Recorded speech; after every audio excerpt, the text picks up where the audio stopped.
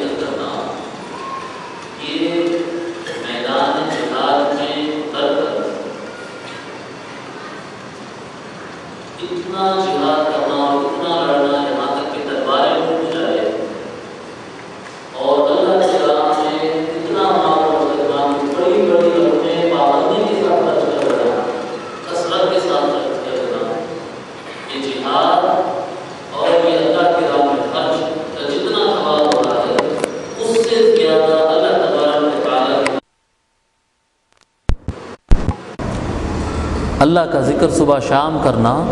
اللہ تبارک و تعالیٰ کو اس سے زیادہ پسند ہے،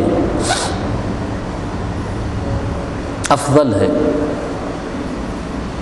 اور ہم پڑھیں کہ جو آدمی اپنے پروردگار کا ذکر کرتا ہے، اپنے رب کا ذکر کرتا ہے، اور جو ذکر نہیں کرتا ہے، ان دونوں میں فرق ایسا ہے گویا ایک زندہ اور ایک مردہ، ایک زندہ اور لاش، دونوں کے ایک انسان اور انسان کی لاش میں جتنا فرق ہوتا ہے اتنا فرق ہوتا ہے ذکر کرنے والے اور ذکر نہیں کرنے والے میں۔ اب ہم مضمون کو آگے بڑھاتے ہیں۔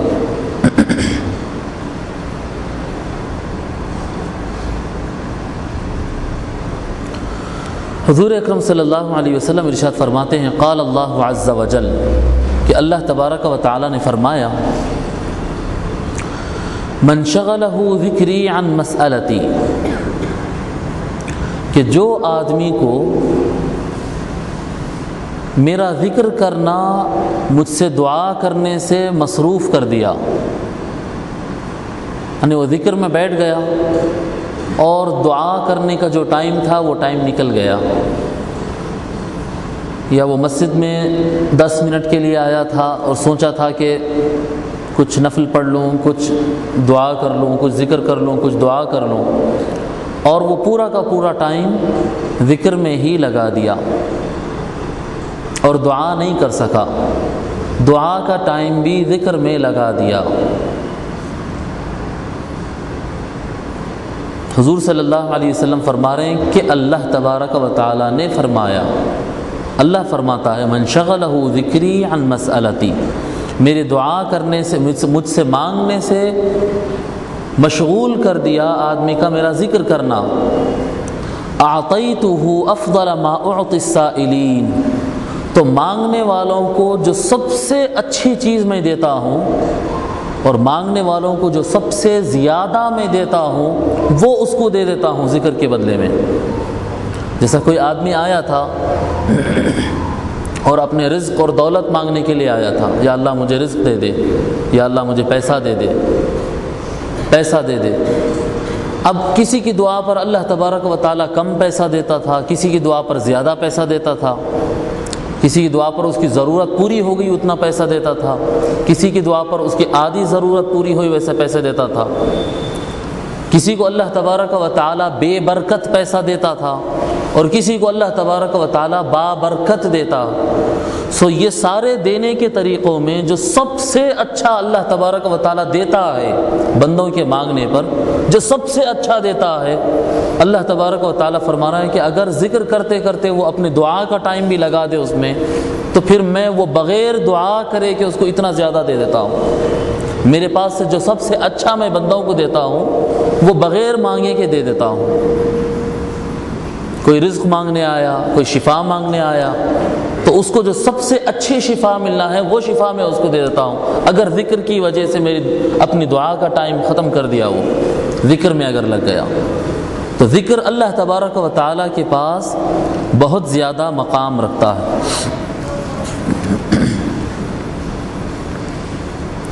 اب دیکھیں کتنا مقام رکھتا ہے۔ ہم شروع رمضان میں،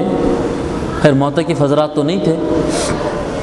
شروع رمضان میں ایک آیت کریمہ ہم پڑھے، غالباً تیسرے پارے کی آیت ہے۔ اللہ تبارک و تعالی ارشاد فرماتا ہے،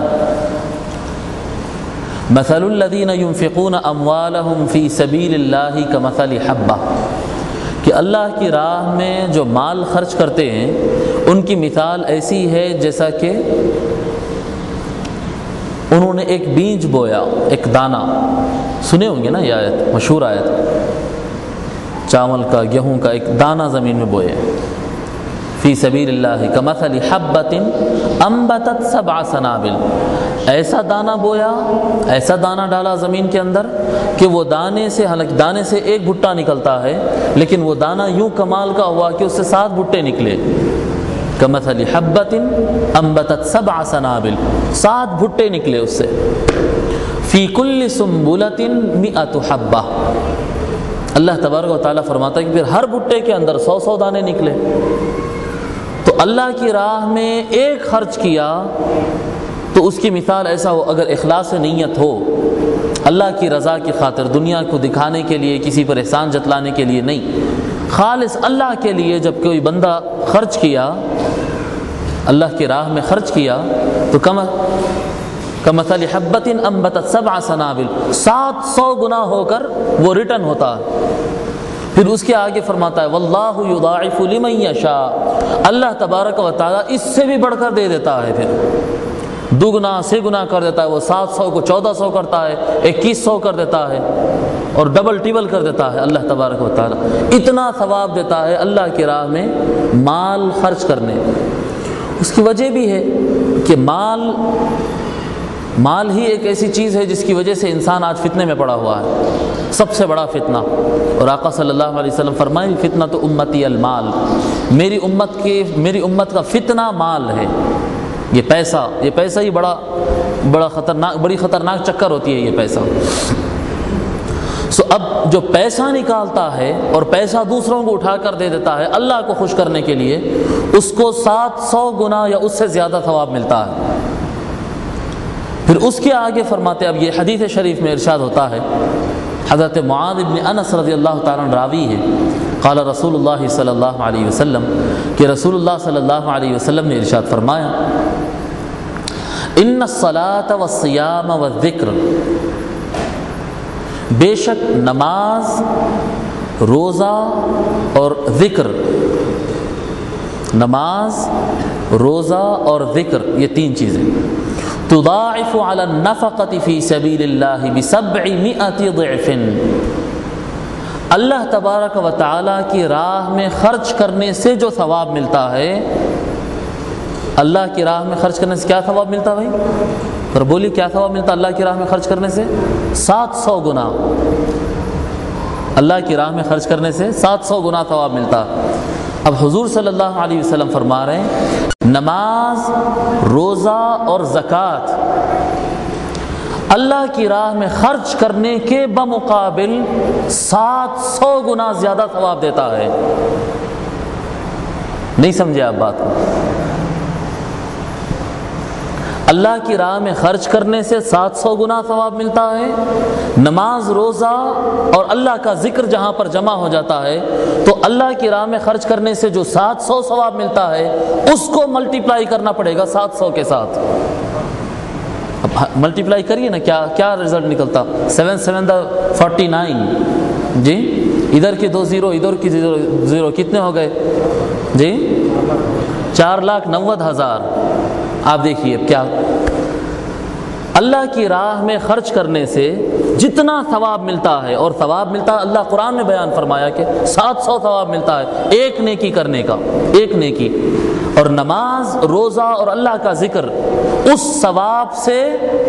700 گنا زیادہ ثواب دیتا ہے۔ ملٹیپلائی کرنا ہوگا اس کو 700 کے ساتھ۔ تو 3 چیز ایک جگہ جمع ہونے، اور اللہ تبارک و تعالیٰ کا فضل و کرم ہے کہ رمضان میں بالعموم اور اعتکاف کے دنوں میں بالخصوص یہ تینوں چیزیں آپ کو خوب ملتی ہیں، یہ تینوں چیزیں خوب ملتی ہیں۔ اب محروم ہو جاتے ہیں وہ لوگ جو نماز پڑھنے کے بجائے یا پھر ذکر کرنے کے بجائے تھوڑا آرام کر لیتے ہیں۔ اعتکاف کے موقع پہ ذکر کا حلقہ چل رہا ہے، وہ آرام کر رہے ہیں جی، یا وہ ذکر کا حلقہ چل رہا ہے وہ ذرا موبائل پہ مصروف ہے۔ آپ دیکھیے نا کہ کتنا ثواب اللہ حضور صلی اللہ علیہ وسلم فرما رہے ہیں، 4,90,000 کا ثواب ہے۔ پھر رمضان کا ملٹیپلیکیشن اپنی جگہ ہے نہیں، رمضان کا تو حساب الگ ہے نا، یہ رمضان سے متعلق تو نہیں ہوئی نا بات ابھی، یہ تو اللہ کی راہ میں خرچ کرنا اور نماز روزہ اور ذکر کرنے سے متعلق بات کی ہے۔ رمضان کی تو بات آئی نہیں نا، رمضان کی تو بات آئی نہیں، اور رمضان کی بات تو فرما دی آقا صلی اللہ علیہ وسلم کہ پھر جو آدمی فرض عمل کرتا ہے تو 70 فرض کے برابر، فرض عمل کرتا ہے تو 70 فرض کے برابر۔ اب آپ 4,90,000 کو 70 سے ملٹیپل کر لیجئے آپ۔ مگر اب کیا کریں، دوست کا فون آ گیا تھا تو چھٹ گیا ثواب جی۔ ثواب کتنا ہے؟ 4,90,000 انٹو 70، اتنا ثواب تو اللہ تبارک و تعالیٰ اور حضور صلی اللہ علیہ وسلم تو وعدے کے مطابق دے رہے ہیں۔ یہ تو اتنا تو مل رہا، پھر اللہ کا فضل ہو جائے تو اور بھی مل جاتا ہے۔ مگر کیا کریں، دوست کا کال آ گیا تھا جی، یہ آرام کر رہا تھا، بستر لپیٹ رہا تھا، اٹھ کے آیا تک تھوڑا چھٹ گیا، اللہ تبارک و تعالیٰ فرمایا فَفِي ذَلِكَ فَلْيَتَنَافَسِ الْمُتَنَافِسُونَ، یہ اچھے کام ہے، اس میں کمپٹیشن ہونا چاہیے۔ میں مصلی کو پہلے پہنچا، میں حلقہ ذکر میں پہلے پہنچا، میں بیان کے لیے پہلے سامنے آیا، میں ذکر زیادہ کیا، 1100 درود شریف پڑھنے کے لیے دیا گیا، میں 1200 پڑھا، میں 300 پڑھا، 1100 کے بعد میں اور 1300 پڑھا۔ ایکسٹرا کمپٹیشن ہونا چاہیے۔ اوابین کی رکعتیں کم از کم 6 رکعت ہے، مغرب کے بعد جو اوابین پڑھتے ہیں 2 رکعت کم از کم ہے، لمبی 2 رکعتیں، اور عام مسنون طریقہ ہے اس کی 6 رکعتیں، لیکن کوئی زیادہ پڑھنا چاہا تو 20 رکعت تک بھی پڑھ سکتا ہے۔ کمپٹیشن ہونا چاہیے، اور اللہ تبارک و تعالیٰ دے رہا ہے اور دیتا ہے۔ اب دیکھیے آپ، جو محفل ذکر ہوتی ہے، حلقہ ذکر، اس کی اہمیت کتنی ہے دیکھیے آپ۔ حضرت داؤد علیہ السلام کہتے ہیں، ایک مرتبہ حضرت داؤد علیہ السلام اللہ سے فرما رہے تھے، اللہ سے عرض کر رہے تھے، دعا کر رہے تھے اللہ کی بارگاہ میں۔ حضرت داؤد علیہ السلام، یہ احیاء علوم الدین امام غزالی کی ہے، ایسا نہیں سمجھنا کہ کوئی غیر معتبر باتیں ہو رہی، نہیں، یہ احیاء علوم الدین امام غزالی کی ہے، اور اس میں سے ہم جو سنا رہے ہیں وہ احادیث ہم سنا رہے ہیں۔ حضرت داؤد علیہ السلام اپنے پروردگار سے عرض کیے، سوال کیے، الہی، اے میرے پروردگار، اذا رأیتنی اجاوز مجالس الذاکرین الی مجالس الغافلین، اے میرے پروردگار، کبھی تو مجھے اس حالت میں دیکھے کہ میں گزر رہا ہوں اور حلقہ ذکر چل رہا ہے، ایک جگہ مجلس ہے جہاں پر اللہ کا ذکر چل رہا ہے، حلقہ ذکر چل رہا ہے، اور وہ حلقہ ذکر کو میں کراس کر کے آگے بڑھ رہا ہوں اور ان لوگوں کے پاس جانا چاہتا ہوں جو اللہ کے ذکر میں مصروف نہیں ہیں۔ ہم بتائیں نا، غافلین کس کو کہتے ہیں؟ جو اللہ کو بھولے ہوئے ہیں، جو اللہ کو یاد نہیں کرتے، کام کاج میں ہیں، کاروبار میں ہیں، رشتہ داریوں میں ہیں، آرام میں ہیں، جس بھی معاملے میں ہیں، جو اللہ کے ذکر جس کے دل و دماغ سے تھوڑی دیر کے لیے رک گیا وہ غافل، اور جس کے دل و دماغ میں ذکر جاری ہے وہ ذاکر۔ ٹھیک ہے؟ حضرت داؤد علیہ السلام فرما رہے ہیں کہ میرے پروردگار، اگر کبھی ایسا موقع ہو جائے اور تو مجھے اس حال میں دیکھے کہ ایک مجلس ذکر چل رہی ہے، ذکر کی محفل اور ذکر کا حلقہ چل رہا ہے، اور میں کراس کرتے ہوئے آگے بڑھ گیا اور اس نیت سے جا رہا ہوں کہ کوئی ذکر نہیں کرنے والے گروپ کے ساتھ بیٹھنا ہے اور ذکر نہیں کرنے والے افراد سے مجھے ملنا ہے، اور ان سے ملنے کی خاطر میں ذکر کے حلقے کو کراس کر کے آگے بڑھ رہا ہوں، ذکر کے حلقے کو چھوڑ کر میں جا رہا ہوں، تو ایسی صورت میں مولا کیا کرنا؟ توفیق دے دے، مولا مجھے پلٹا دے، میرے دل کو پلٹا دے۔ فرماتے حضرت داؤد علیہ السلام، فَكْسِرْ رِجْلِي دُونَهُمْ، اے مولا وہ حلقہ ذکر کو کراس کرنے سے پہلے میرے پاؤں کو توڑ دے کہ میں وہیں گر جاؤں۔ ذکر کرنے والوں سے کراس کرتے ہوئے غافلوں کی طرف جاؤں؟ مولا کبھی اگر یہ مجھ سے غلطی ہو گئی کہ میں ذکر والوں کو چھوڑ کر غفلت والوں کی طرف جا رہا ہوں، تو مولا ان کو کراس کرنے سے پہلے جہاں پر حلقہ ذکر ہے مولا، تاکہ میں آگے نہ بڑھ سکوں، میرے ٹانگ توڑوا دے، میرا پیر ٹوٹ جائے اور میں گر جاؤں اور لنگڑا ہو جاؤں اور اپاہج ہو جاؤں، لیکن حلقہ ذکر کو چھوڑنے والا نہ بنوں۔ یہ کس کی دعا ہے؟ یہ اللہ کے نبی داؤد علیہ السلام کی دعا ہے۔ اب اندازہ کریں کہ اللہ کے ذکر اور اس کے حلقے کا کتنا مقام ہے اور کتنی فضیلت ہے۔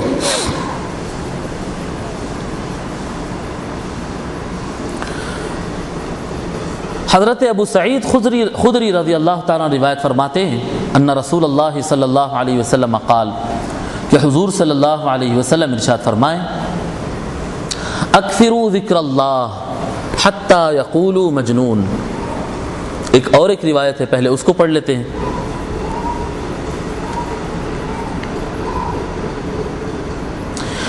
مسلم شریف کی روایت ہے، فرماتے ہیں خرج رسول اللہ صلی اللہ علیہ وسلم علی حلقۃ من اصحابہ، حضور اکرم صلی اللہ علیہ وسلم ایک مرتبہ اپنے مکان مبارک سے باہر تشریف لائے اور تیزی کے ساتھ آگے بڑھے ان لوگوں کی طرف گئے جو حلقہ بنا کر ذکر کر رہے تھے۔ صحابہ کرام حلقہ ذکر میں بیٹھے ہوئے تھے۔ حضور صلی اللہ علیہ وسلم تیزی سے تشریف لائے اور فرمانے لگے، ما اجلسکم، کیا بات ہے، کیوں بیٹھے ہوئے ہیں آپ لوگ یہاں پر؟ صحابہ کرام حلقہ بنائے ہوئے ذکر کر رہے تھے۔ حضور صلی اللہ علیہ وسلم تیز آئے اور پوچھنے لگے، اے صحابیوں کیوں بیٹھے ہوئے یہاں پر، کیا کر رہے ہو یہاں پر بیٹھ کر،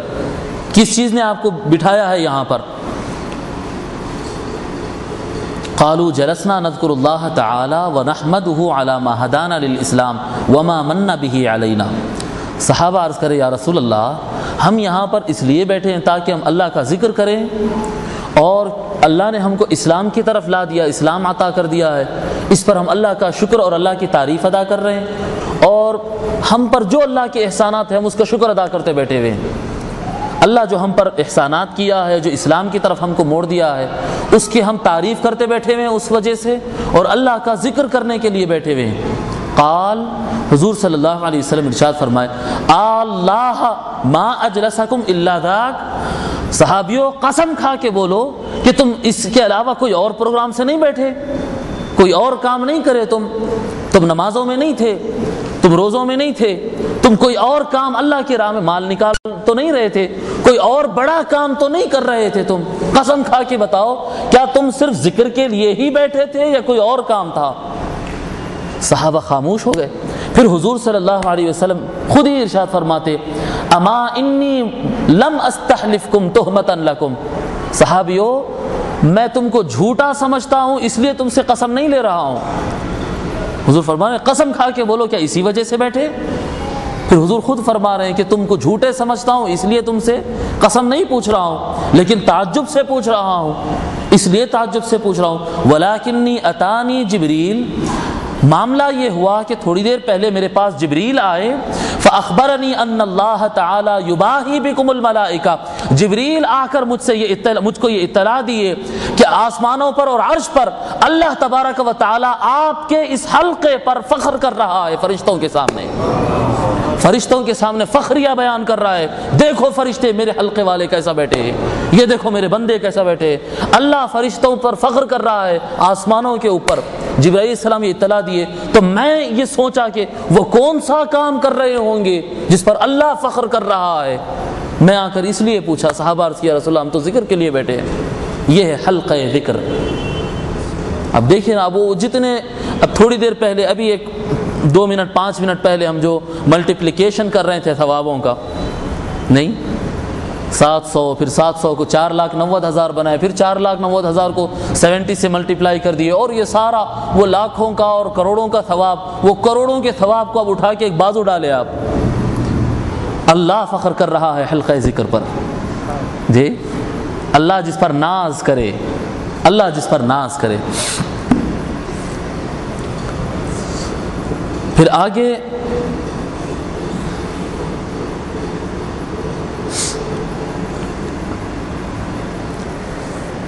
حضرت ابو ہریرہ رضی اللہ تعالیٰ ارشاد فرماتے ہیں، حضرت ابو ہریرہ رضی اللہ تعالیٰ ایک مرتبہ بازار میں نکلے،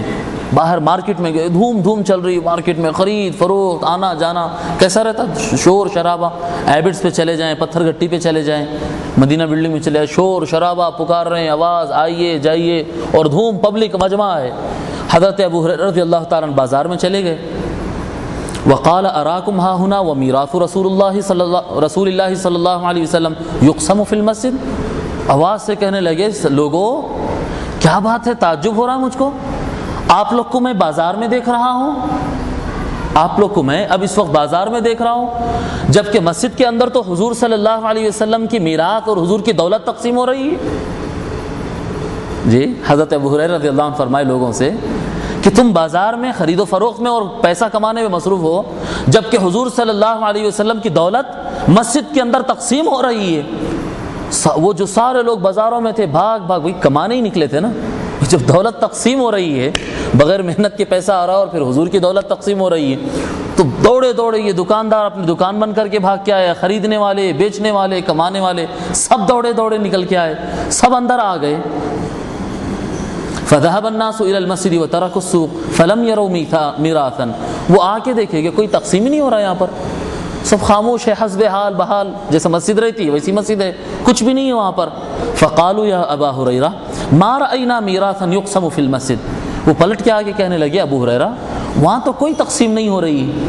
قال فماذا رأیتم، ابو ہریرہ نے کہا رضی اللہ تعالیٰ عنہ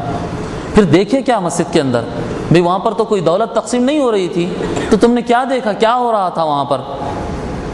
وہ لوگ کہنے لگے رأینا قوما یذکرون اللہ عز وجل ویقرؤون القرآن، فرمائے وہ لوگ عرض کرنے لگے ابو ہریرہ ہم وہاں پر مسجد میں گئے، دیکھے وہاں پر کچھ لوگ حلقہ بنا کر ذکر کر رہے تھے، کچھ لوگ اللہ کے ذکر میں مصروف تھے اور کچھ لوگ تلاوت قرآن میں مصروف تھے۔ قال فذلک میراث رسول اللہ، حضرت ابو ہریرہ کہنے لگے یہ حضور صلی اللہ علیہ وسلم کی دولت ہے،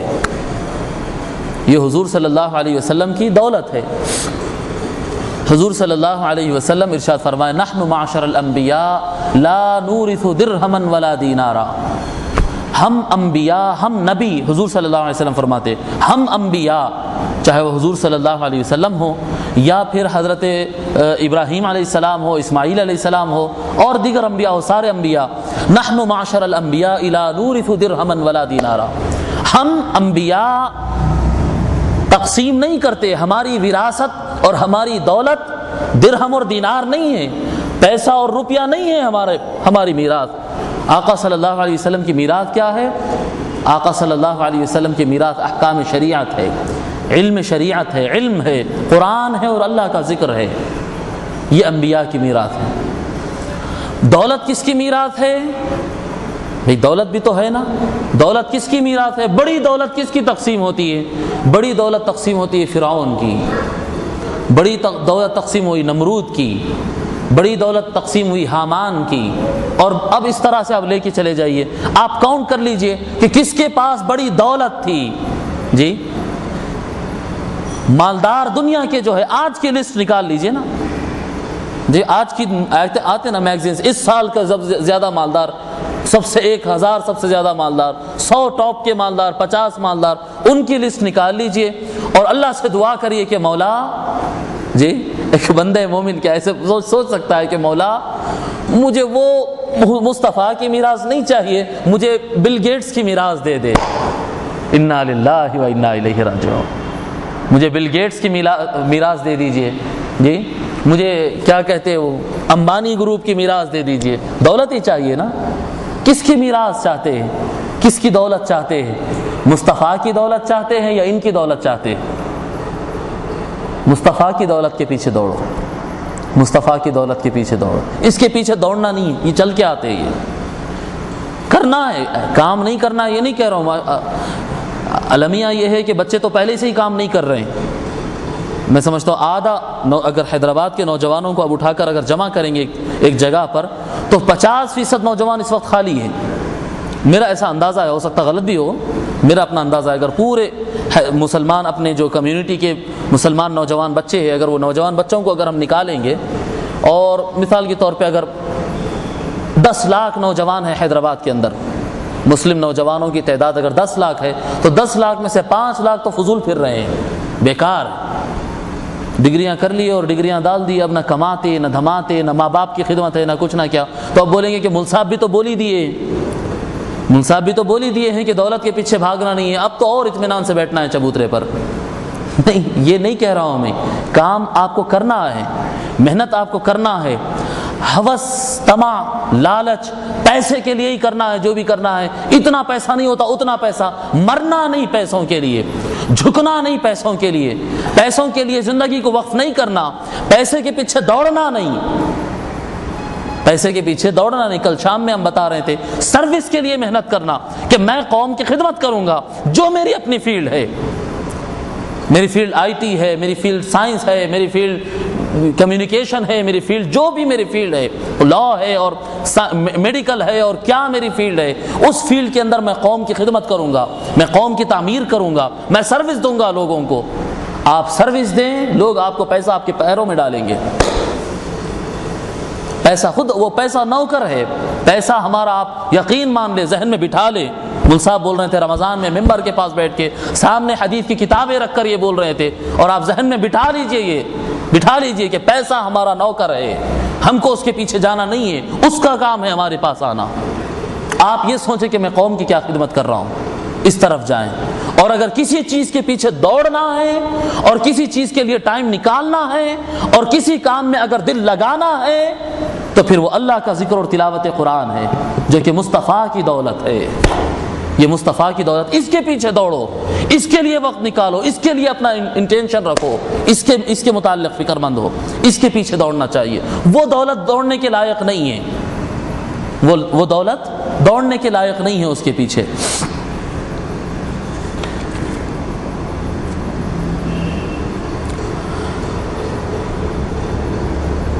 حضور اکرم صلی اللہ علیہ وسلم ارشاد فرماتے ہیں، حضرت ابو سعید الخدری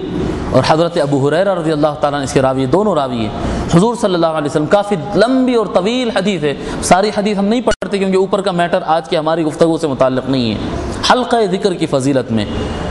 ایسا ہوتا کہ ایک قوم حلقہ ذکر کرتے ہوئے قوم جمع ہو کر بیٹھتی اور اللہ کے ذکر میں مصروف رہتی، اللہ کے ذکر میں مصروف رہتی ہے، اور بھی کچھ لوگ رہتے، سارے مصروف ہے اور حلقہ چل رہا ہے۔ اللہ تبارک و تعالی فرشتوں کو کہے گا، انی اشہدکم انی قد غفرت لہم، انی اشہدکم انی قد غفرت لہم، فرشتوں میں تم کو گواہ بناتا ہوں کہ جو میری یاد کی خاطر حلقے بنا کر بیٹھے، جو وقت نکال کر بیٹھے، گروپس بنا کر بیٹھے، جو لوگ آپس میں میٹنگ کرتے ہیں، ایک دوسرے سے ملاقات کرتے ہیں اور ملاقات کر رہے ہیں، کیوں ملاقات کر رہے ہیں؟ کوئی بزنس طے کرنے کے لیے، کوئی کھیل کود کے لیے، انجوائمنٹ کے لیے، کوئی تقریب، شادی اور فنکشن کے لیے نہیں، وہ لوگ جو جمع ہوئے ہیں مجھے یاد کرنے کی خاطر، میری ذکر کی خاطر جو قوم جمع ہوئی ہے، انی قد غفرت لہم، فرشتوں گواہ رہنا، فرشتوں تم گواہ رہنا کہ میں نے ان تمام کے سارے گناہ معاف کر دیے ہیں، سارے گناہ میں ان کے معاف کر دیے ہیں۔ فیقولون، فرشتے تعجب میں آ جاتے اور کہتے ہیں کان فیہم فلان لم یردہم انما جاء لحاجہ۔ جی فرشتے کہتے ہیں کہ مولا آپ نے تو سارے حلقے کو اور ساری کڑی اور جتنے بیٹھے ہوئے لوگ تھے ساروں کو آپ نے معاف کر دیا، مولا آپ نے ساروں کو معاف کر دیا ہے، جبکہ اس میں تو کچھ لوگ ایسے بھی تھے جو حلقے کے لیے نہیں آئے تھے، وہ اپنے کچھ کام سے آئے تھے، وہ بیٹھے ہوئے تھے۔ جی ایسا ہوتا نا کہ آپ یہاں پر بیٹھے ہوئے اور حلقہ ذکر سجا رہے ہیں اور اللہ کو یاد کرنے کی محفل سجا رہے ہیں، آپ کا بھائی گھر سے توشے دان لے کر آیا، آپ کا بھائی آپ کے کپڑے پہنچانے کے لیے آیا، جی بھانجا کچھ سامان پہنچانے کے لیے آیا، کوئی میسج دینے کے لیے آیا، حلقہ ذکر چل رہا تھا، وہ بھی کونے میں کہیں پر بیٹھ گیا خاموش، ذکر کر رہا تھا یا نہیں کر رہا تھا، وہ بھی کسی حلقے کے آس پاس میں کہیں کونے میں بیٹھ گیا۔ فرشتے کہنے لگے مولا ان میں تو ایسے بھی لوگ تھے جو کچھ کام سے آئے تھے، وہ ذکر کرنے آئے ہی نہیں تھے وہاں پر۔ اللہ تبارک و تعالیٰ فرمائے گا ہم القوم لا یشقى جلیسہم، فرشتوں وہ حلقہ ذکر بنا کر بیٹھنے والے اور میری ذکر کے خاطر جمع کرنے والے وہ لوگ ہوتے ہیں، میری نظر میں ان کا یہ مقام ہے کہ ان کے ساتھ کوئی اگر بیٹھ بھی جائے تو بھی محروم نہیں کرتا۔ کوئی کچھ بھی کام سے آیا تھا ہوگا لیکن بیٹھا کس کے ساتھ؟ میرے نام لینے والوں کے ساتھ بیٹھا، اس کو بھی معاف کر دیتا، اس کو بھی معاف کر دیتا ہوں، مفت میں نکل جاتے، مفت میں نکل جاتی۔ یہ حلقہ ذکر کی فضیلت ہے۔ پھر آگے آقا صلی اللہ علیہ وسلم ارشاد فرماتے ہیں، حضور صلی اللہ علیہ وسلم ارشاد فرماتے ہیں اکثروا ذکر اللہ حتی یقولوا مجنون، فرماتے ہیں لوگوں، حضور صلی اللہ علیہ وسلم فرما رہے ہیں کہ اللہ کا ذکر میں کثرت کر دو، اللہ کو یاد کرنے میں کثرت کر دو، بہت زیادہ یاد کرو اور اتنا زیادہ یاد کرو اور اتنا زیادہ ذکر کرو اور اتنا زیادہ اللہ کو یاد کرو یہاں تک کہ لوگ تم کو پاگل کہنے لگ جائیں۔ یہ تو پاگل ہی ہے یار، ٹائم بے ٹائم، صبح شام دوپہر، کھانا نہیں کھانا، سونا اٹھنا، یہ تو جب دیکھے اللہ کا ہی نام لیتے رہتا ہے، پاگل سمجھنا لوگ، حتی یقولوا مجنون، یہاں تک کہ لوگ تم کو پاگل کہیں۔ اب میں ایسا اندازہ کرتا ہوں کتنے لوگ ایسے ہوں گے جو یہ حلقہ ذکر کو نہیں آتے یا نہیں مانتے، نہیں ایسا ذکر تو کوئی سسٹم ہی نہیں ہے، یہ اللہ اللہ اللہ بیٹھ کے، اور اسے کیا ہوتا، نہیں یہ تو کوئی سسٹم ہی، طریقہ ہی نہیں ہے یہ ذکر کرنے کا۔ اس کے منکر کتنے لوگ ہوں گے اور کتنے لوگ ہوں گے جو منکر کچھ بھی نہیں ہے، دنیا دار بچے ہیں، ان کو دیکھتے ہو کہ کیا تماشا ہو رہا ہے، پاگل پن، کیا چیخ رہے ہیں، پکار رہے ہیں، چلا رہے ہیں، پاگل پن کے کام۔ جی ایسا ہوتا ہوگا نا جو بالکل نہیں آتا۔ آپ لوگ کے بھی ایسے کئی دوست رہتے ہوں گے، کیا ہے اب اگر مسلمان ہے تو بول نہیں سکے گا اس کے خلاف، مگر دل میں تو سوچ لیتا کہ یہ تو کام میرے سے ہونے والا نہیں، کیا پاگل پن کے کام آئی ہے، یہ گردنہ ہلا رہے ہیں، اے اللہ اللہ جی الا اللہ ہو رہا ہے، وہ زور سے بول رہے ہیں، آہستہ بول رہے ہیں، سلو بول رہے ہیں، اسپیڈ بول رہے ہیں، یہ کیا پاگل پن کے کام آئے، لائٹ بھی نہیں کھلی رکھنا، بند کر دو، آنکھیں بھی بند کر لو، کسی کو دیکھنا نہیں دکھنا نہیں، کیا پاگل پن کے کام آئے۔ لوگ سمجھتے ہوں گے ایسا، دور سے دیکھنے والے پاگل ہے، جس دن وہ لوگ کہیں گے کہ پاگل ہے تو سمجھ لو کہ مصطفیٰ تم سے خوش ہو گئے۔ جی ایسا ہی ہے نا، کیوں مصطفیٰ خوش ہو گئے؟ کیونکہ آپ نے مصطفیٰ کی بات سن لی۔ مصطفیٰ نے یہی تو کہا تھا کہ تم اتنا ذکر کرو کہ لوگ تم کو پاگل سمجھے، اتنا ذکر کرو، جب لوگ تم کو پاگل سمجھنا شروع کر دیں تو سمجھنا کہ ہم کامیاب ہو گئے۔ یہ حضور صلی اللہ علیہ وسلم ارشاد فرمایا، جنون کی حد تک کرنا اللہ تبارک و تعالیٰ کا ذکر۔ جنون دیکھ دوسرے چیزوں کا جنون سوار ہوتا ہے نا، اب یہاں تو اتنی عمر کے نہیں ہے، چھوٹے بچے بھی ہیں، 15-16 سال کی عمر، 17 سال کی عمر جو ہوتی ہے، 10th اور انٹر کی ایج جو ہوتی ہے، آپ جو سینئر ہے، خود میں اپنا حال بھی بتاتا ہوں، یہ جو دور ہوتا ہے ایک جنون کا دور ہوتا ہے۔ دیکھ 15 16 17 سال، مثالی طور پہ اب کرکٹ کے فائنلز آ گئے اور ورلڈ کپ اگر چل رہا ہے تو ایک جنون سوار ہو جاتا، کھا رہے ہیں کرکٹ، پی رہے ہیں کرکٹ، سوئے تک، آنکھ بند کرے تک کرکٹ، صبح اٹھے کرکٹ، گھر دوست کو فون کرا کرکٹ، اسکول میں گئے، ذرا ایک سیکنڈ کا ٹائم ملا، اس کا اسکور کتنا، اس کا اسکور کتنا، کتنے وکٹ ہو گئے، کرانہ اسٹور پہ شکر تول رہا، وہ ٹی وی کے اوپر نظر ہے، ایک جنون رہتا۔ دیکھیے پاگل پن، تھوڑا ایج 20 کراس ہو جانے کے بعد یہ پاگل پن کم ہو جاتا، لیکن 15 اور 20 کے درمیان یہ پاگل پن چڑھتا ہے، اور تقریباً نوجوانوں کے ساتھ ہوتا۔ ہم کو تو کرکٹ کا نہیں ہوا تھا، فٹ بال کا چلتا تھا، ہم بھی ایسے جنون میں تھے، بس صبح شام پاگل پن کی حد تک۔ والد صاحب کی آواز آتی تھی، بیٹے نماز کا ٹائم ہو گیا، تو فوراً نکلے, تیزی سے وضو کرے, اللہ اکبر, نماز پڑھے, دیکھے والد صاحب دیکھ لی نماز پڑھے, پھر گئے ٹی وی کے سامنے بیٹھ گئے, پھر گئے. کبھی غصے میں آ کے والد صاحب نہیں پڑھنے بیٹھو, کچھ ٹی وی بھی نہیں کھلے گا, تو ٹی وی وغیرہ نہیں کھولتے, ہلو ایک آدھے گھنٹے کے بعد کوئی نہیں دیکھے بعد ایک کال کر دیتے, کتنے گول ہوئے, کون جیتا, کون ہارا, پھر فون بند کر دیے, پھر پڑھائی میں لگ گئے. ایک جنون, پاگل پن, ایک دیوانہ پن رہتا. ایسا کئی کام میں ہو جاتا, اس میں دیوانہ ہوتا, اس میں دیوانہ. یہ جیسا دیوانہ پن چڑھتا ہے نا, ایسا یا اس سے زیادہ دیوانہ پن اللہ کے ذکر کا چڑھنا چاہیے. لوگ بولیں گے کاروبار کرو, کاروبار میں 1 منٹ کا گیپ ملتا ہے, تھوڑا اللہ کو یاد کر لیتا ہے, 1 سیکنڈ خاموش بیٹھ جاتے ہیں, بات کرتے کرتے 2 منٹ خاموشی کا موقع مل گیا, اس میں اللہ کے بارے میں تھوڑا سوچ لیتا ہے کہ پروردگار میں تیرا بندہ ہوں. جی اذان ہو جاتی ہے, ارے 20 منٹ باقی ہے, بھی اطمینان سے اتریں گے, نہیں پہلے آتے سنت پڑھ لے کے بھائی 10 منٹ مل جاتے میں ذکر کر لوں. جب ٹائم مل سکتا ہے, لیٹ گئے ہیں, سوچ رہے ہیں کیا کرنا ہے, نہیں سوچنا نہیں ہے, ذکر کرتے ہوئے سو جاؤ. صبح اٹھتے اللہ کا نام لے کر اٹھو. ہر وقت جب لمحہ ملتا ہے اپنے فرض اور ذمہ داریوں سے, جب 1 سیکنڈ کا موقع ملتا ہے, جیسے سکون کا موقع, اطمینان کا موقع ملتا ہے, اللہ کو یاد کر لینا. یہ جنون چڑھنا چاہیے, یہ جنون چڑھنا چاہیے. حتی یقول مجنون, پاگل پن کی حد تک ذکر کرنا. حضرت ابو الجوزاء رضی اللہ تعالیٰ روایت فرماتے ہیں, قال رسول اللہ صلی اللہ علیہ وسلم, کہ حضور صلی اللہ علیہ وسلم نے ارشاد فرمایا, اکثروا ذکر اللہ حتی یقول المنافقون انکم مراؤون. حضور صلی اللہ علیہ وسلم ارشاد فرمایا کہ تم اللہ کا ذکر اتنا کرو, اتنا کرو, اتنا کرو, یہاں تک کہ منافق تم سے یہ کہنے لگے تم تو دکھاوا کر رہے ہو. اللہ کا ذکر کرنا ہے تو کرو نا, یہ حلقوں میں جانا یا آوازوں سے ذکر کرنا, حلقہ ذکر کی محفل ہو رہی ہے, لوگوں کو پکڑ پکڑ کے لے جا رہے ہیں, یہ کیا سب ریاکاری کر رہے ہیں, کیا سب دکھاوا کر رہے ہیں. کیا دکھاوا کرے, اللہ یہ دیکھنا چاہ رہا تو ہم کیا کریں گے؟ نہیں, اللہ کو یہ پسند ہے, اللہ یہ دیکھنا چاہتا ہے, اب ہم کیا کریں گے؟ تو حضور صلی اللہ علیہ وسلم فرمائے کہ تم اتنا ذکر کرو, تم اتنا ذکر کرو یہاں تک کہ منافق تم پر ریاکاری کا الزام لگائے,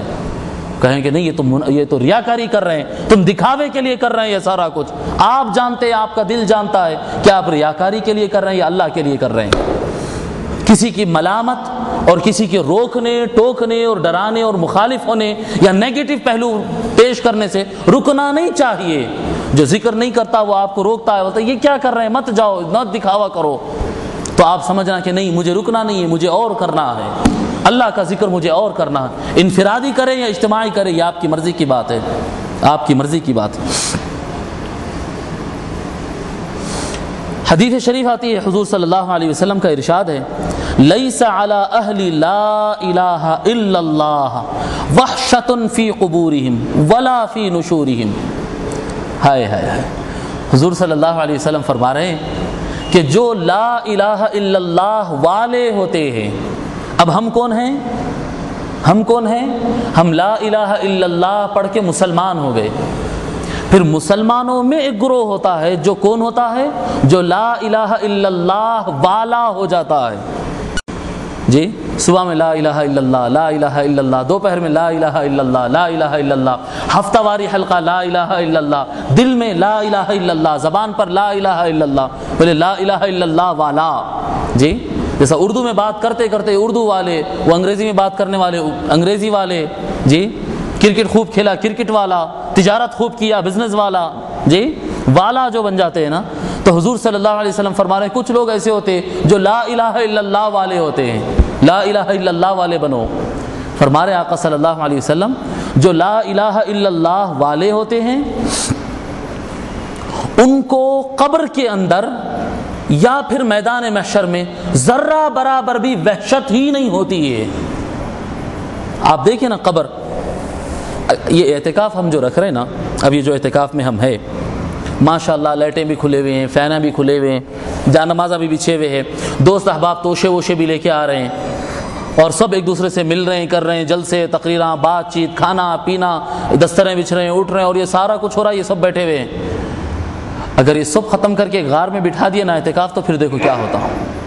کچھ بھی نہیں, بس غار میں بیٹھو اکیلے, نہ لائٹ کھلے گی, نہ فین کھلے گا, نہ کوئی سلام کرے گا, نہ کوئی دستر بچھنے والا ہے, بس اندھیرے میں بیٹھو اللہ کو یاد کرتے ہوئے. دیکھو کیا حال ہوتا. پھر اکیلے خالی ذکر کرنے اور عبادت کرنے کے لیے بیٹھے تو وحشت شروع ہو جاتی ہے. اکیلے اگر بیٹھے پریشان ہو جاتے آدمی, دن 2 دن میں بھاگ جاتا ہے. اور پھر تصور کرو کہ جب اٹھا کے لے جا کے سارے لوگ ہاتھ پاؤں کو لپٹ کے کپڑے میں جب ایک اندھیری قبر میں ڈال کر اوپر سے مٹی ڈال دے کے نکل جاتے تب کیا حالت ہوتی ہوگی۔ اکیلے قبرستان میں سے رات میں گزرنے نوجوان ڈر رہے ہیں آج کے دور میں، رات میں 1-2 بجے 3 بجے کے ٹائم سے ان سے کہو کہ قبرستانوں میں سے گزرے، ویران قبرستانوں میں سے گزرے، دم میں دم نہیں ہے، حالانکہ معلوم ہے سب مردے، کوئی اٹھ کے نہ چاقو مارنا ہے نہ کوئی اٹھ کے گلہ پکڑنا ہے، سب مردے ہیں، مگر اس کے باوجود دم میں دم نہیں ہے۔ سوچو کہ جب اکیلے تنہا قبر کے اندر ڈال کر مٹھی اس کے اوپر ڈال دیتے ہیں، کیا نہیں وحشت ہوتی ہوگی؟ وحشت ہوتی، اور 1-2 کو نہیں، سب کو وحشت ہوتی ہے، اور سب کو وحشت ہوتی ہے، لا الہ الا اللہ والے کو نہیں ہوتی ہے۔ لا الہ الا اللہ، حضور فرما رہے لا الہ الا اللہ والے کو۔ اور پھر قیامت کے دن اللہ تبارک و تعالیٰ فرمایا قیامت کیا ہے؟ الفزع الاکبر، قرآن میں نام دیا اللہ تبارک و تعالیٰ کہ میدان محشر اور قیامت سب سے بڑی ہولناکی کا نام ہے، کہ روئے زمین پر یا دنیا پیدا ہونے سے پہلے یا بعد میں کبھی کائنات میں اتنی بڑی ہول نہیں ہوگی۔ سب سے بڑی ہول ہوگی قیامت، سب سے بڑی ہوگی ہول قیامت، اور لا الہ الا اللہ والے کو اس وقت بھی ہول نہیں ہوگی، وہ بھی اطمینان سے بیٹھا ہوا رہے گا۔ لا الہ الا اللہ والا بنو، لیس علی اہل لا الہ الا اللہ، لا الہ الا اللہ والوں پر ہول نہیں ہوتی۔ وحشت فی قبورہم ولا فی نشورہم، نہ قبر کے اندر ان کو وحشت ہوتی ہے، پریشانی ہوتی ہے، نہ اٹھنے کے بعد قیامت کے دن ان کو پریشانی ہوتی ہے۔ فرماتے کأنی انظر الیہم عند الصیحۃ ینفضون رؤوسہم من التراب، آقا صلی اللہ علیہ وسلم ارشاد فرماتے ہیں میں تم کو یوں بتاتا ہوں کہ گویا میں ان کو دیکھ رہا ہوں، آج میں ان کو گویا کہ میں دیکھ رہا ہوں کہ جو لا الہ الا اللہ والے ہوں گے وہ قیامت کا سور پھونکا جائے گا تو قبروں کے اندر ایسے اطمینان سے نکلیں گے اور اپنے سروں پہ سے قبر کی مٹی کو گراتے ہوئے اٹھیں گے اور قبروں میں سے اٹھ کر کھڑے ہوں گے اور کہیں گے الحمدللہ الذی اذھب عنا الحزن، شکر ہے مولا کا جو ہم سے ہر غم کو دور کر دیا۔ جی جو لوگ عام ہوں گے، جو لا الہ الا اللہ والے کے علاوہ ہوں گے، وہ لوگ سور پھونکے جانے پر فصاعقہ، پہلے سور پر وہ تو بر جائیں گے، پھر دوسرے سور پھونکا جائے گا تو ہیبت میں اٹھیں گے، کوئی ادھر بھاگ رہا، کوئی ادھر بھاگ رہا، کوئی کسی کے کام نہیں آ رہا، ہول ہے، پریشانی ہے، جی سورج کی تپش ہے، پریشانی ہے، اور ہر کوئی مدد مانگ رہا ہے، ہول میں ہے، پریشانی میں ہے، اور منتیں کر رہا ہے کہ مولا دوبارہ دنیا میں بھیج دے، اچھے کام کر کے آتا ہوں۔ ایسے موقع پر سکون سے اٹھ کر جو لا الہ الا اللہ کے ذکر کی پابندی کرتا تھا وہ سکون سے اٹھ کے اپنے جسم پر سے اور سر پہ سے سب مٹی وٹی جھٹک کر قبر سے باہر نکل کر ہوتا الحمدللہ مولانا تو نے تو بہت سکون دیا ہے، بہت سکون، اذھب عنا الحزن، جو ہم سے ہر غم کو دور کر دیا، ہر ٹینشن و پریشانی کو دور کر دیا۔ ان ربنا لغفور شکور، بے شک ہمارا پروردگار تو مغفرت بھی کرنے والا ہے، مغفرت بھی کرنے والا ہے اور شکور بھی ہے، بدلہ دینے والا ہے۔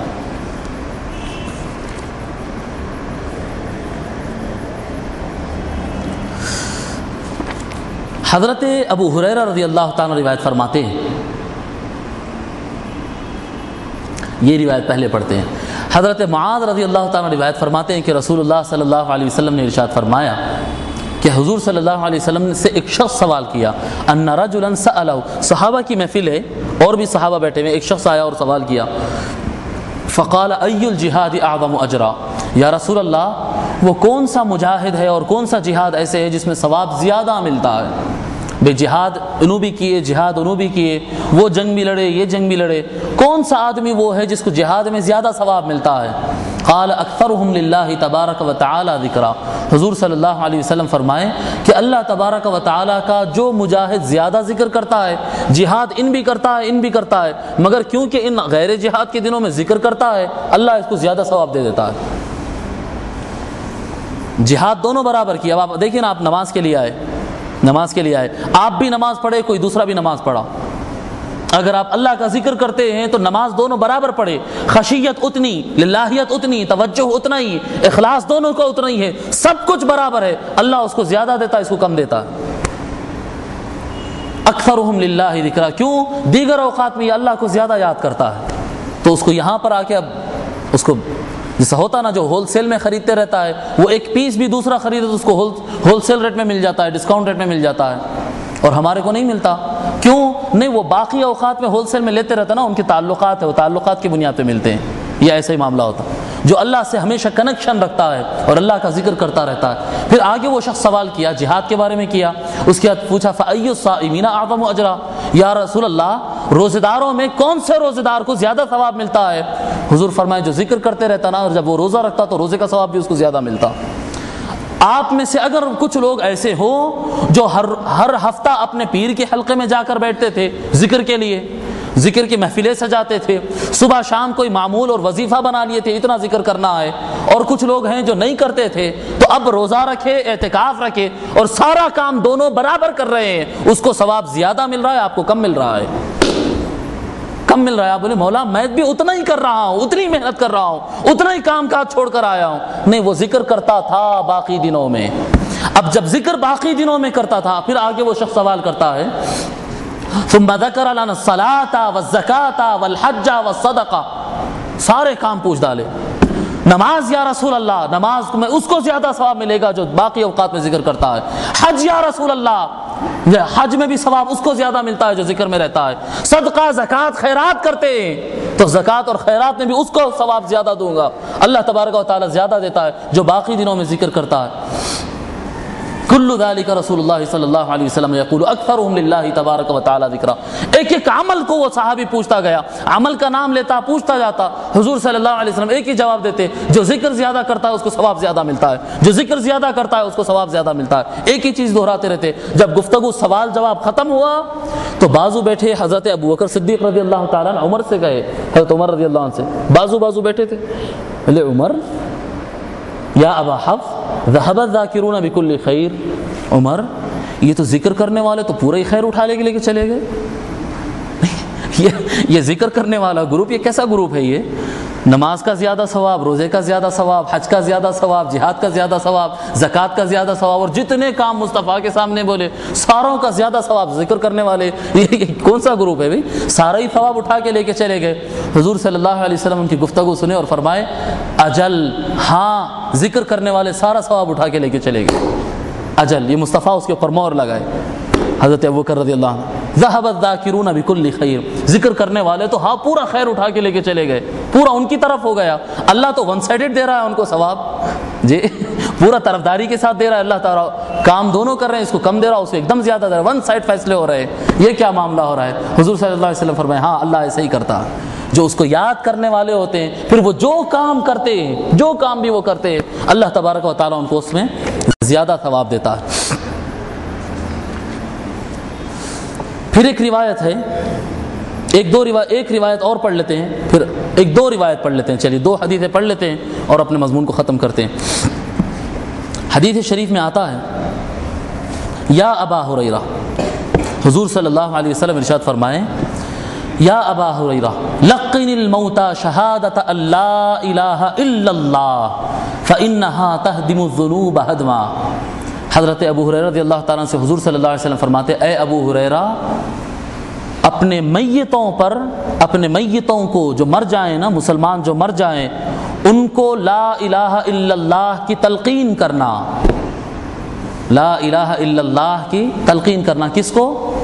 تلقین کرنا؟ منس وصیت کرنا، سمجھانا، بولنا ان کو لا الہ الا اللہ کہو، لا الہ الا اللہ کو تھامے رہو، ان کو بتانا۔ کس کو بتانا؟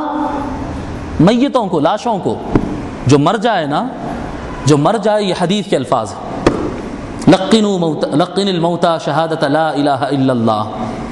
مسند الفردوس میں امام دیلمی نے اس حدیث کو روایت کیا ہے، حوالہ بھی دے رہا ہوں، اور اس لیے بھی حوالہ دے رہا ہوں کیونکہ ہنگامہ کرے ہوئے لوگ کہ شیخ الاسلام طاہر القادری صاحب نے تنویر قریشی شہید رحمۃ اللہ علیہ، ایک نوجوان شہید ہوگا جو منہاج القرآن کی مرکزی باڈی کا ایک حرکیاتی اور کیا کہتے ہیں روح جیسی روح رواں تھی منہاج القرآن کی، اس کو ظالموں نے قتل کر دیا ہے، اور صرف منہاج القرآن کو ڈیمیج کرنے کے لیے انہوں نے یہ حرکت کی تھی۔ بہرحال تشدد انہوں نے کیا، دہشت گردی کی ہے کہ تنویر قریشی کو انہوں نے شہید کر دیا، گولی مار دی۔ جب تدفین ہوئی تنویر قریشی کی، شیخ الاسلام قبر کے پاس ٹھہر کر کہے کہ بیٹے لا الہ الا اللہ کہو، بس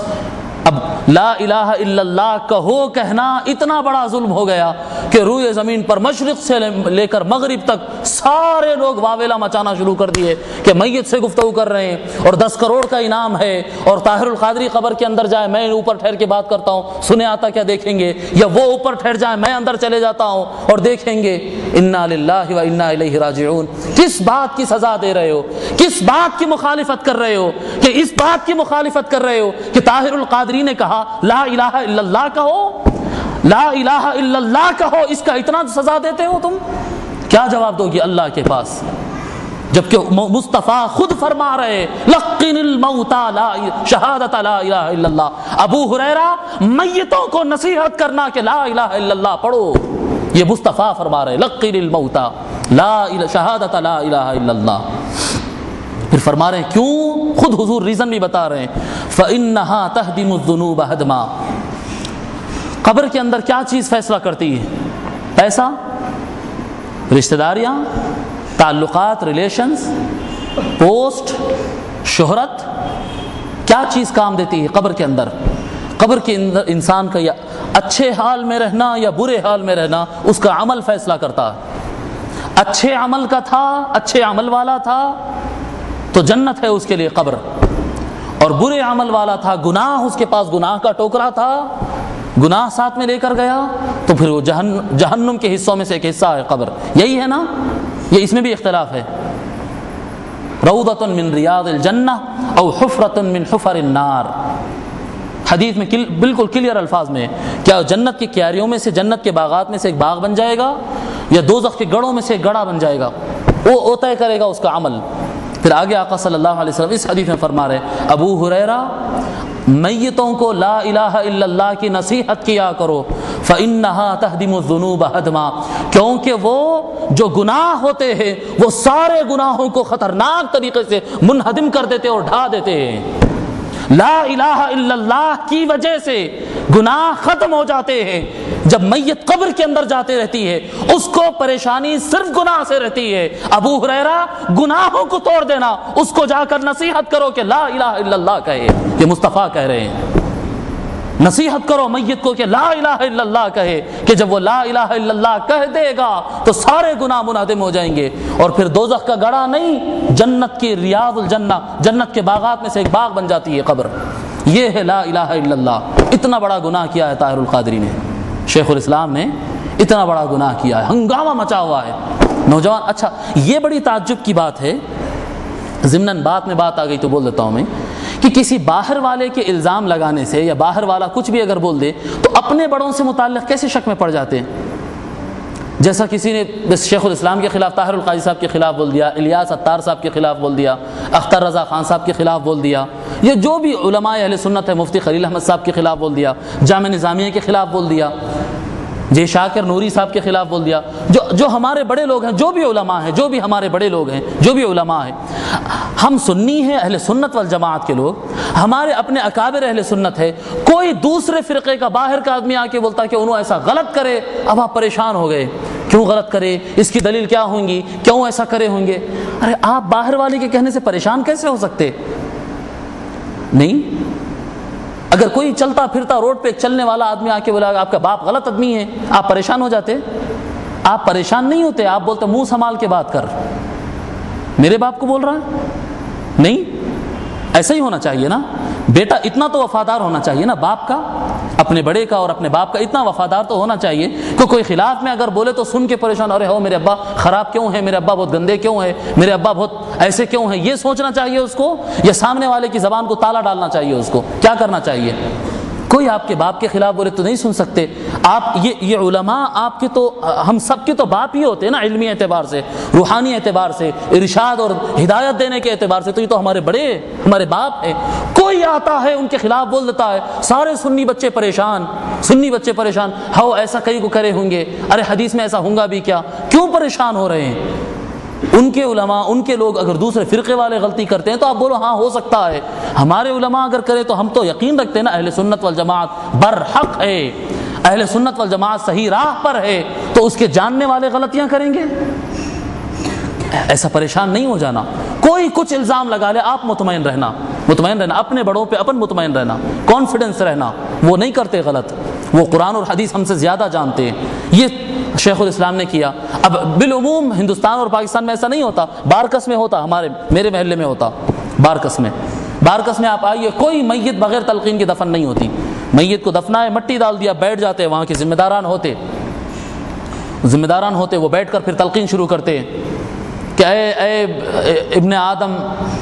اور اے اللہ کے بندے کے بیٹے، اب تیرے پاس فرشتے آئیں گے، وہ تم کو ڈرانا نہیں، فلا یفزعاک ولا یہولاک ولا یخیفاک، تم کو ڈرائیں گے نہیں، تم کو پریشان نہ کرے، تم استقامت سے رہنا، ڈرنا نہیں. فاذا سألاک عن ربک وعن دینک وعن نبیک، اگر تم سے سوال کرے وہ تو اپنے پروردگار کے بارے میں، اپنے دین کے بارے میں اور رسول کے بارے میں، فقل اللہ ربی والاسلام دینی ومحمد صلی اللہ علیہ وسلم نبی، تو اے میرے بیٹے یہ کہہ دینا، تم یہ کہہ دینا کہ اللہ میرا پروردگار ہے، اسلام میرا دین ہے، اور محمد صلی اللہ علیہ وسلم اللہ کے نبی اور رسول ہے، میرے نبی ہے، میرے آقا ہے، یہ کہہ دینا. اور پوری تلقین ہوتی، 10-15 منٹ کی تلقین ہوتی، سارے لوگ ٹھہرے ہوئے رہتے. اگر یہ اسلام میں نہیں ہے تو یہ علماء اور یہ سارا سلسلہ کرتے آ رہا ہے نہیں. اب کیونکہ ہمارے پاس یہاں پر رواج نہیں ہے، پتہ نہیں کیوں نہیں ہے، حالانکہ حدیثوں میں تو ہے، ہونا چاہیے. بھئی اجتماعی طور پہ نہ کرے، لیکن ایک آدمی تو تلقین کرنا چاہیے، اور میت آواز کو سنتی ہے. آپ لوگ تو یہ جانتے ہیں، بخاری اور مسلم کی متفق علیہ حدیث ہے کہ میت کو دفنانے کے بعد جب بندہ چلتا ہے، جو دفنانے والے جب چھوڑ کے جاتے نا، حدیث میں آتا ہے وَإِنَّهُ لَيَسْمَعُ قَرْعَ نِعَالِهِمْ، اور بے شک مصطفیٰ 2 مرتبہ بے شک کہتے ہیں، بے شک جو بھی جس کو بھی تم دفن کرتے ہو، چاہے وہ کسی قسم کا آدمی رہنے دو، جب دفنانے والے دفنا کر پلٹتے کے جاتے رہتے، ان کی چپل کی آواز تک وہ سنتا ہے. چپل کی آواز آپ کو سنی آتی مٹی میں چلتے وقت؟ نہیں، بات کرتے سو آواز آتی ہے، پتھر پہ چلے تو پھر بھی چپل کی آواز آتی، مٹی میں چپل کی آواز آتی. حضور صلی اللہ علیہ وسلم فرماتے ہیں قبرستان میں مٹی میں جب تم دفنا دو اور پلٹو، تم پلٹ کے تم چلو، میت کو چپلوں کی تک آواز آتی ہے، تو تلقین کی آواز نہیں جاتی.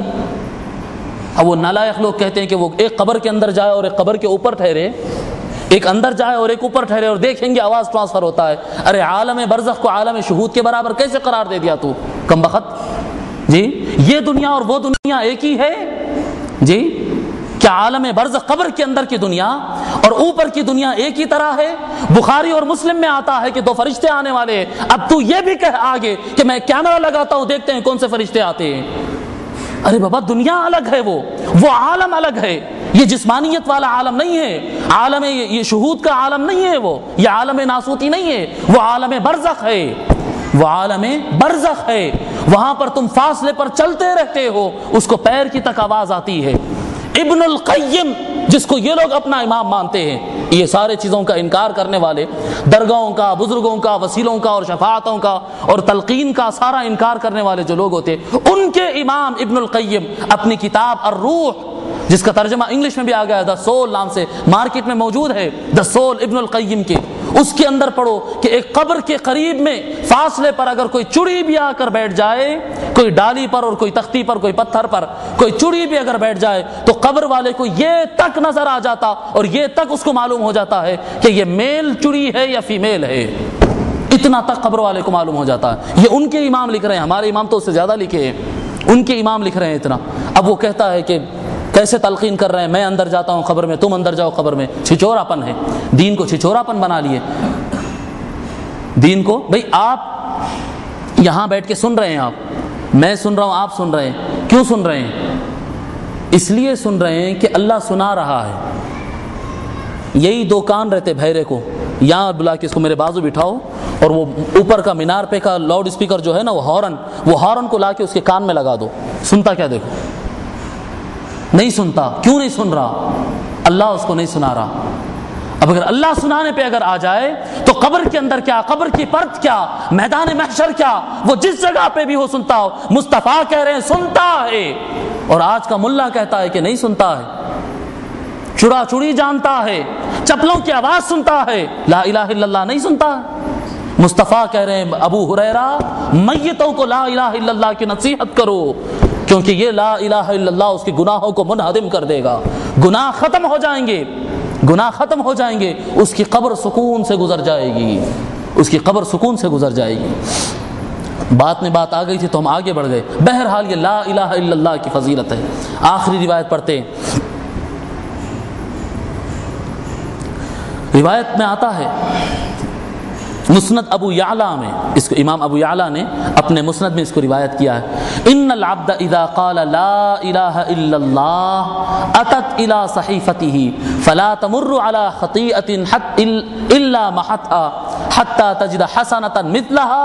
فتجلس الى جنبها۔ فرماتے ہیں آقا صلی اللہ علیہ وسلم کہ جب بندہ لا الہ الا اللہ پڑھتا ہے تو لا الہ الا اللہ اس کے نام اعمال میں لکھے جانا ہے نا، اپنی بک ہے نا نام اعمال، وہ بک میں آنا ہے اور بک میں کیا کہتے ہیں اضافہ ہونا ہے، کاؤنٹ ہونا، لکھ دیے جانا ہے بھائی، اس کو بھی ایڈ کر لینا ہے، اس کو بھی کہ لا الہ الا اللہ پڑھے۔ تو جیسا باقی عمل کرتے ہیں، گناہ کیا، رشوت لیا گناہ، اس کے بعد نماز پڑھا ثواب، پھر اس کے بعد چوری کیا، چوری کیا، زنا کیا، پھر اس کے بعد صدقہ خیرات کرا ثواب، ایسے بازو ایک کے نیچے ایک لکھ دیتے ہیں۔ فرماتے لا الہ الا اللہ کا ثواب ایسا نہیں ملتا،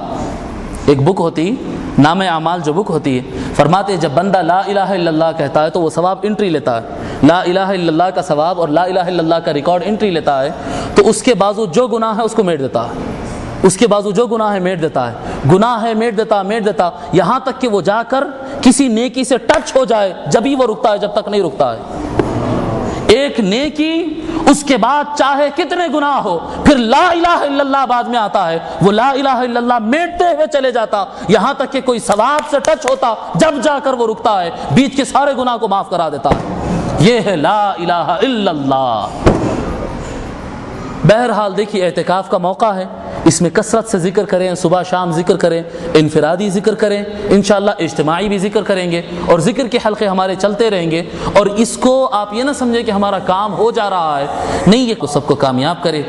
قرآن اور حدیث پڑھنے، سمجھنے، یاد رکھنے، اس پر عمل کرنے اور دوسروں تک پہنچانے توفیق عنایت فرمائے۔ ربنا آتنا فی الدنیا حسنۃ وفی الآخرۃ حسنہ وقنا عذاب النار، وصلی اللہ تعالی وسلم علی خیر خلقہ سیدنا محمد وآلہ وصحبہ اجمعین، والحمد للہ رب العالمین۔